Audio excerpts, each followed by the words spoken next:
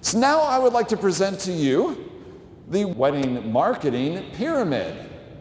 Just like the $100,000 pyramid, there are dozens and dozens of ways for you to get the word out about your business. Some of them are a complete waste of your time and money. Here are the 10 most effective ways for wedding professionals to advertise their business. Number 1, email marketing. Email is free. Email lists of brides are readily available. It sounds like the perfect way to advertise. The problem is, email is free and email lists of brides are readily available, so everybody does it. While you might catch an occasional bride through email spamming, basically, you should not build your marketing around that, and you should certainly not expect miracles. If you are sending out emails to brides who did not specifically request information from you, make no mistake, you are spamming. Not saying it's wrong, not saying you shouldn't, I'm just saying you are spamming. And there's the email services spend a lot of energy and money trying to keep you from doing exactly what you're trying to do. And about over half of brides have Gmail email addresses, and Gmail is the best at filtering out any sort of marketing emails. It doesn't take all that much to figure out that what you're sending out is trying to sell something, and you get banished to the spam folder, probably never to be seen. If you are lucky enough to get past the spam filters and get into the inbox, most people will do exactly what you and I do. Sit down in front of our computer, we got 20 advertising messages, delete, delete, delete, delete. There is a much better way to do email marketing, and that is by setting up an autoresponder campaign. I'm just going to go a quick example and show you what this is. With an autoresponder campaign, this is a company that we use to do this, GetResponse. There's a bunch of different companies. So here's what we do. We're promoting our bridal shows, and we have developed this report. This report is 10 things your wedding guest won't tell you. Sounds pretty sexy. People like to read it. It actually was written by a friend of mine, Alan Berg, and we kind of collaborated and fixed it up a little bit. So we take this message and we break it down into a series of 6 different emails. You can do the same thing. Remember, brides are generally, they don't know what they're doing. They don't know what they're buying. They don't know what questions to ask. They don't know how to buy what you sell. So who better to educate them than you? So you come up with some sort of a report that establishes you as an expert and provides some valuable content. So what we've done is we break that report down into a series of 6 emails. And then along with that, every one of these 6 emails has an attribute about our show, and at the bottom a call to action, click here to buy a ticket. Then on our website, and you see these all the time, as soon as you go to our website, this little banner pops up, request the 10 things your wedding guest won't tell you. All you do is give us your name and your email address, and then for the next 6 days, once a day, these brides are getting an email from us. Gives them the content that they ask for, gives them a little bit more advertising about our show, and a call to action. Guess what? We're stalking these brides for 6 days with their permission. It is very easy to set this up. You write it, you design it, and you just let it work. We get hundreds and hundreds and hundreds of brides each show season who sign on for this. What's it cost you? About $15 per month. So much better than just sending out random email messages.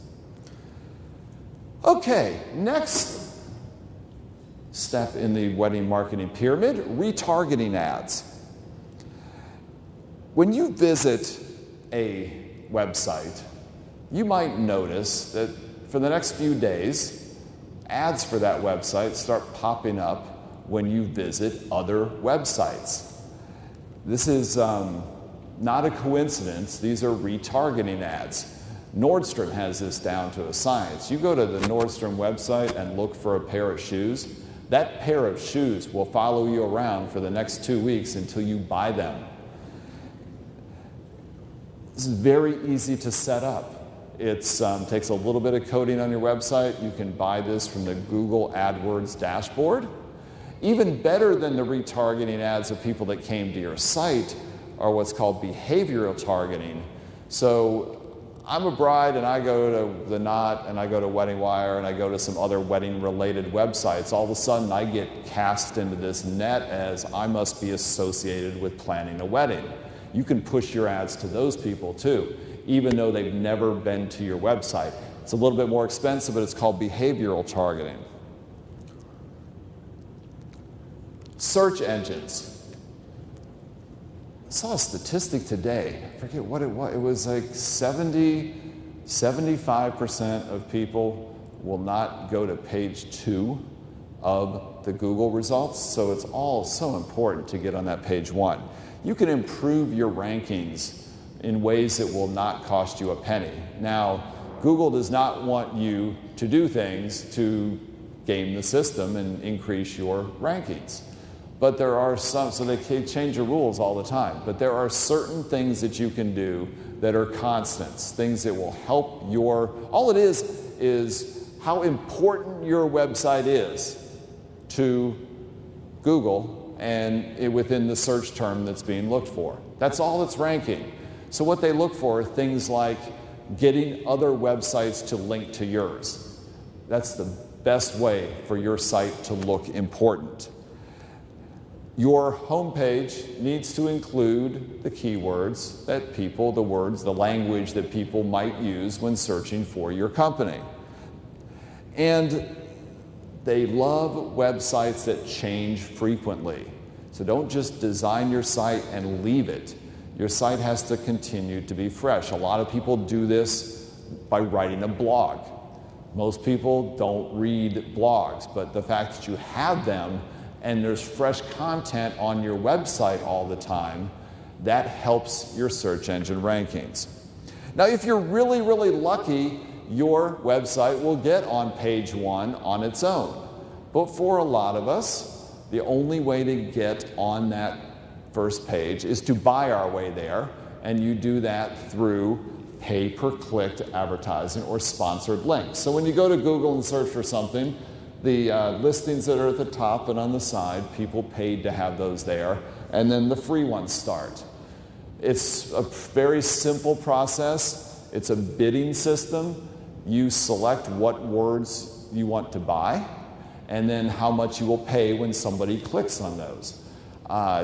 He who gets served up at the top isn't necessarily the one who bids the most.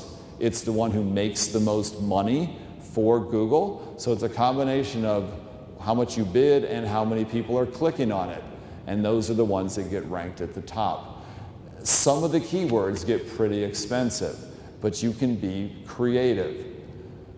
A search for wedding photographer and a search for wedding photography will bring back different results. So you can be a little bit creative. You can buy keywords of the names of your competitors. There's all sorts of things that you can do to buy those. You set up a budget, how much you want to pay per click, and the maximum you want to spend in a week or a month, and then you just sort of let it go.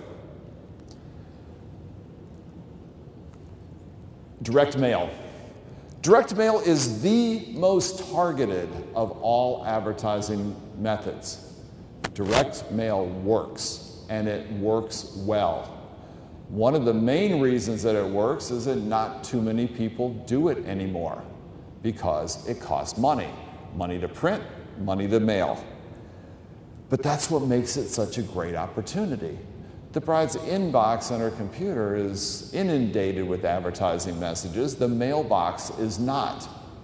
And it takes the bride 90 seconds from the time she gets to her mailbox, sees your advertising piece, and gets to the nearest trash can. You have 90 seconds to capture her attention.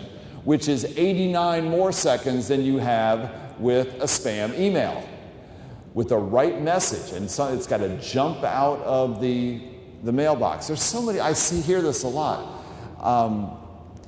Just because you're sending a message, whether it's by email or mail or however, to a bride, Marketing 101 rules still apply. Offer, good content, good graphics, call to action, all of those things have to work. You can't just throw it out there just because it's a bride doesn't mean she has to pay attention. You have no special right to get noticed by her. You have to use all of the things that apply in any other form of advertising. All right, moving up the pyramid. Everybody has happy customers. Referrals from those customers can be a great way to get new business. But do not take it for granted that the brides who love you are automatically going to refer you to their friends. You have to ask for these referrals. Ask for these introductions. Ask as soon as you make the sale. Ask along the planning stages of the wedding. Ask after the wedding. Ask a year later when you send your couples an anniversary card. Referrals from your customers are great and can be a great source of new business. But referrals from other people in the wedding industry can be an even better way to get new customers. And you get those referrals and make those contacts and get on those all-important preferred vendor lists simply by networking. And networking simply means getting out of your office and meeting people. Go to networking events. Meet your neighboring exhibitors at a bridal show. Meet the other vendors who are working a wedding with you. Even events like this one are a great opportunity to meet other people in the business. I contend that you should spend at least as much time marketing yourself to other wedding professionals as you do marketing yourself directly to the consumer. Getting up near the top here, social media. Every bride uses Facebook, Pinterest, and Instagram. And you can do a lot of social media advertising without spending a penny. What is not to like about that? Well, because it's possible to advertise all over social media without spending a penny, everybody does it. And it is so easy to get lost in the clutter. I have yet to find a wedding professional who has built a successful, growing business solely with free social media. The free ride on Facebook and other social media platforms is quickly coming to an end. It used to be you have all these brides that like your Facebook page and you post something on there and they all see it. That doesn't happen anymore. Only 5% of the people who like your page regularly see the stuff that you post on that page.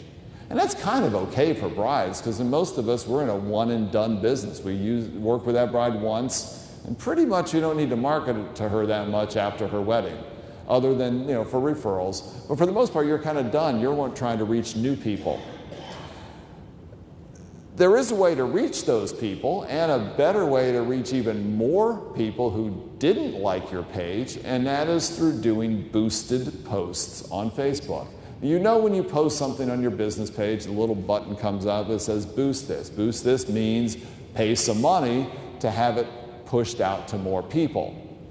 Don't do that there. If you want to boost your posts, go to the Facebook Ads Manager and set it all up from there. Why? Because the Ads Manager gives you a whole lot more latitude on choosing demographics, including the greatest gift that Facebook has ever given the wedding industry, which is relationship status engaged. You can do a few different things. You can set up geographic proximity to where geography in which you want to advertise, age ranges, male, female, engaged, interests, keywords such as wedding, wedding dresses, engagement ring, groomsmen. You can do that. You can find people who are interested, some reason, in weddings. And it'll tell you right there how many people you could potentially reach with this campaign. And then it tells you how much it will cost to reach all of them. You don't have to pay to reach all of them. You set up how much money you want to spend in a day or how much money you want to spend in a week. And it can be a very, very effective tool. But don't think that just putting a free thing on Facebook is doing anything. The paid advertising can work great, but you have to spend some money there.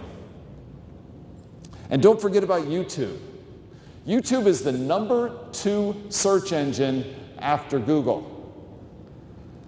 Do not try to dabble across all the different social media platforms. Pick one or two and try to do them very, very well.